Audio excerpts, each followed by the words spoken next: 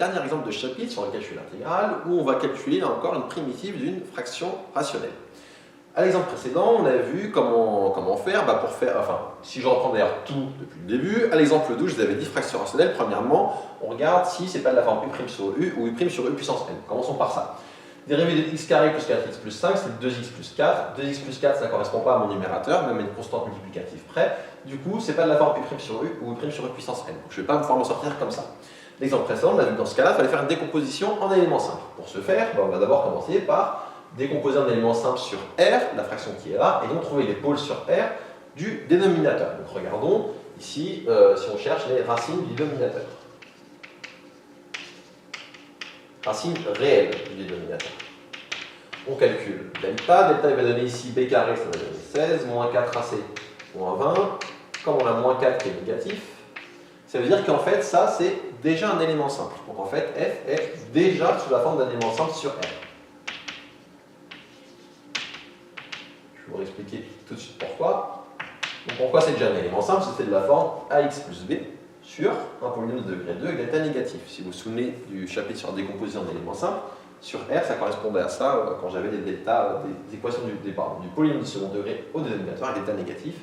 La forme de la décomposition était celle-ci. Donc c'est déjà un élément simple, du coup c'est pas comme ça que je vais m'en sortir. Donc ça veut dire qu'il y a un petit truc en plus à faire ici. J'ai écrit f ici et on va voir quelles vont être les étapes.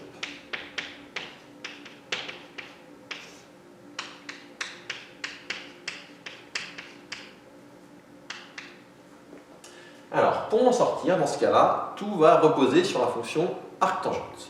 Au semestre précédent, quand on a vu les fonctions arc-sin, arc-cos et arc-tangente, je vous avais dit que pour arc-sin et arc-cos, je ne vous demandais pas forcément de connaître les dérivées par cœur, si besoin je vous les donnerais. Mais par contre, je vous ai dit que arc-tangente, il fallait absolument connaître ces dérivées par cœur parce qu'elles nous est très utiles au semestre 2. C'est maintenant qu'elles vont nous être très utiles.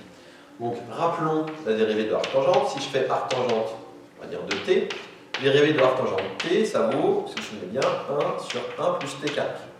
Et du coup, mon but, ça va être de me ramener le plus possible à cette forme-là, d'avoir quelque chose qui ressemble le plus possible à ça. La première chose qui va m'embêter, ça va être quoi? Ça va être qu'en haut, je n'ai pas une constante, mais j'ai un x. Donc, je vais d'abord me débarrasser de ce 4x. Comment je vais faire ça? Je vais essayer de faire apparaître quelque chose sous la forme ln, u' sur u pour avoir du ln. Comment je vais faire? Dérivée de x carré plus 4x, je vais l'écrire là aussi.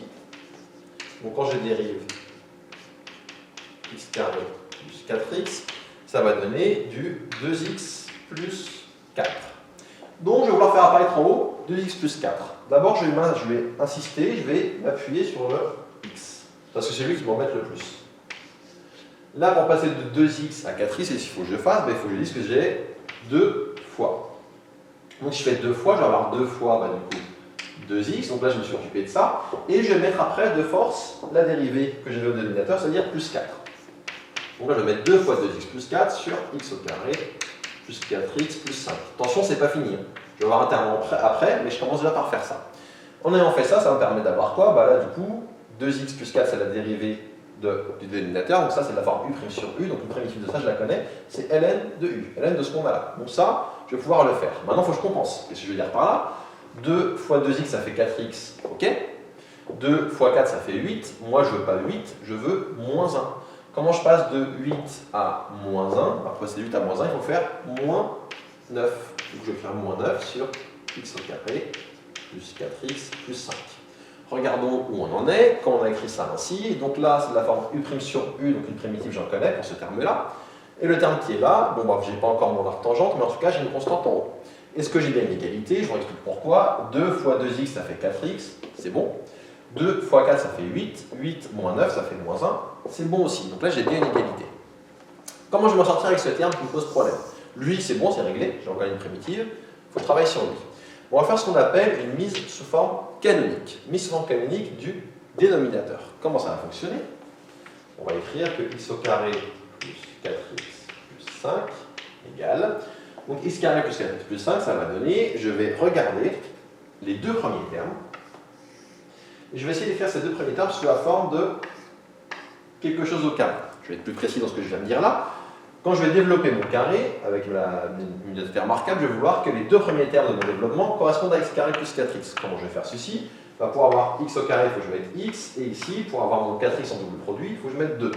Pourquoi 2? Parce que je vous rappelle que je vais avoir x au carré, premier terme, je vais avoir 2 fois x fois 2, 2 fois x fois 2, ça fait bien 4x. Et par contre, je vais avoir un terme en trop qui va être plus 2 au carré, c'est-à-dire plus 4, et donc je vais faire moins 4. Pour que ce qui est en vert ici soit égal à ce qui est en vert ici. Qu'est-ce que j'ai oublié en faisant ça? J'ai oublié le plus 5 que j'ai pris. Autrement dit, je peux dire que ça vaut x plus 2 au carré, moins 4 plus 5, c'est-à-dire plus 1. Une petite remarque, si jamais vous êtes à l'aise ou si cette étape intermédiaire vous trouble, vous pouvez aussi passer directement de là à là en disant, donc j'identifie mon x plus 2 pour avoir le x carré plus 4x. Quand je développe, j'ai donc x carré plus 4x, je suis content, plus 4, moi je ne veux pas plus 4, je veux plus 5, comment je passe de 4 à 5? Je fais plus 1. On peut aussi voir ça comme ça. Et grâce à ça, je vais pouvoir conclure. Vous allez voir tout de suite pourquoi. Parce que du coup, je pourrais dire que c'est 2 fois 2x plus 4 sur x au carré plus 4x plus 5 moins 9 sur, et ça je vais l'écrire sous forme canonique, x plus 2 au carré plus 1. Et là maintenant on a deux choix. Soit vous êtes à l'aise avec les formules de primitives et de dérivées et on peut directement donner la primitive, soit vous n'êtes pas à l'aise et il faut faire une étape intermédiaire avec un changement de variable. On va faire les deux qu'à faire. Alors disons qu'on est à l'aise pour commencer. Si on est à l'aise, je peux directement dire que donc f de x égale une primitive de petit f, je de grand f, ça va être égal à 2 fois, j'ai mon facteur 2 ici, u' sur u, une primitive c'est ln de valeur absolue de x au carré plus 4x plus 5. Alors sachant que ici, j'ai mis une valeur absolue, mais comme mon delta est strictement négatif, c'est que cette valeur est soit tout en positif, soit tout en négative.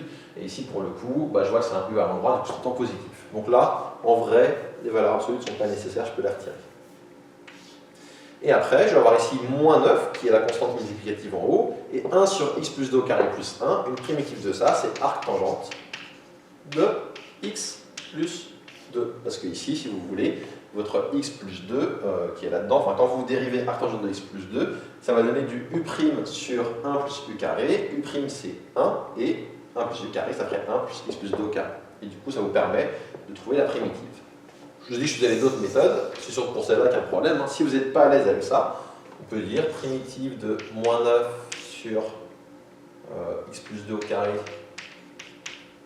x plus 2 au carré plus 1 dx pour calculer, enfin changement de variable si vous n'êtes pas à l'aise. Vous posez t égale x plus 2. Quand t vaut x plus 2, je calcule dt. dt ça vaut donc dérivée de x c'est 1. 1 fois dx ça fait dx. Et vous trouvez donc ici moins 9 que je change une constante primitive de 1 sur t au carré plus 1 dt. Primitive de 1 sur t carré plus 1 on connaît, c'est arc tangente t, ce que je vous disais juste avant. Donc ça fait moins 9 arc tangente t. Et quand j'avais posé t égale x plus 2, je trouve moins 9 arc tangente de x plus 2. Donc si vous êtes à l'aise, vous pouvez directement écrire la solution. Si vous n'êtes pas à l'aise, vous pouvez passer par cette étape intermédiaire, il n'y a aucun souci. Voilà qui termine ici donc ce dernier exemple, le calcul de primitive et d'intégrale. On va beaucoup en faire en TD, donc rassurez-vous, il y aura d'autres façons de comprendre. Mais déjà, si vous avez bien compris dès les vidéos d'amphi, dis donc vous avez gagné du temps pour la suite. Si vous n'avez pas encore tout compris, rassurez-vous, on va refaire les mêmes choses en TD. Donc là, c'était une première approche de ces exemples. Essayez de bien les comprendre, retenez bien les astuces. Si vous retenez bien les astuces, vous verrez qu'après en TD, ça sera assez simple normalement, je l'espère en tout cas, et vous arriverez à bien réussir ce chapitre. Voilà donc pour ce dernier exemple.